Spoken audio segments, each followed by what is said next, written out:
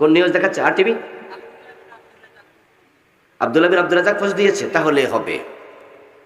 ইন্না লিল্লাহি ওয়া ইন্না ইলাইহি রাজিউন। পড়ুন, ইন্না লিল্লাহি ওয়া ইন্না ইলাইহি রাজিউন। ইন্না লিল্লাহি ওয়া ইন্না ইলাইহি রাজিউন।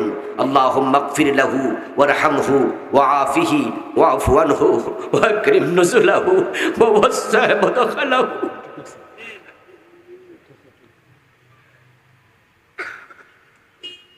আল্লাহুম্মা আগসিলহু বিল মাই ওয়াস সালজি ওয়াল বারদ ونقه من الخطايا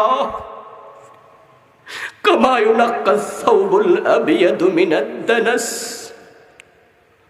اللهم أبدله دارا خيرا من داري وأهلا خيرا من أهلي وجوزا خيرا من زوجه اللهم أدخله الجنة اللهم أدخله الجنة اللهم أدخله الجنة وقه عذاب النار اللهم ارزقه درجة الشهادة اللهم ارزقه درجة الشهادة اللهم ارزقه درجة الشهادة আল্লাহ আল্লাহ আমার প্রিয় ভাই হাদিকে তুমি শহীদ হিসাবে কবুল করো।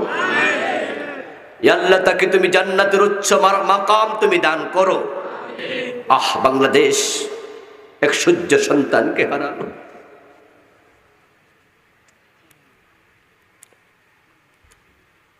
অন্যায়ের বিরুদ্ধে এইভাবে বলিষ্ঠ কণ্ঠে কথা বলার মতো যুবক বাংলাদেশে বড় অভাব, বড় অভাব।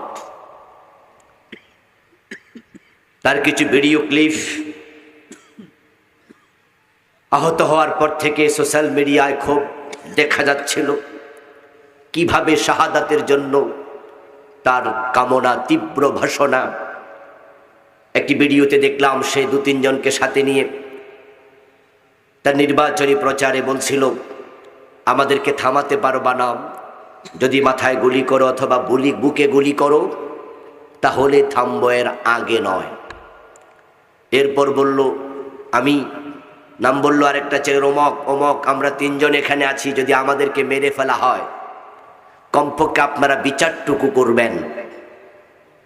হত্যাকারীদের বিচারটুকু না করলে এ জাতীয় সৎ কথা, হক কথা বলার লোক জন্ম নেবে না।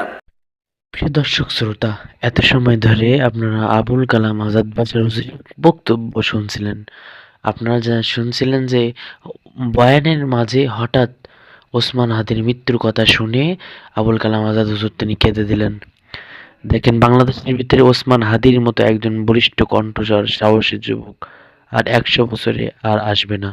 তো আমরা সবাই ওসমান হাদির জন্য দোয়া করি, মহান আল্লাহ তাআলা যেন তার কবরকে জান্নাতের বাগান হিসেবে কবুল করেন। আমাদের ইসলামিক ভিডিওগুলো আপনাদের ভালো লেগে থাকে অবশ্যই চ্যানেলটি সাবস্ক্রাইব করবেন।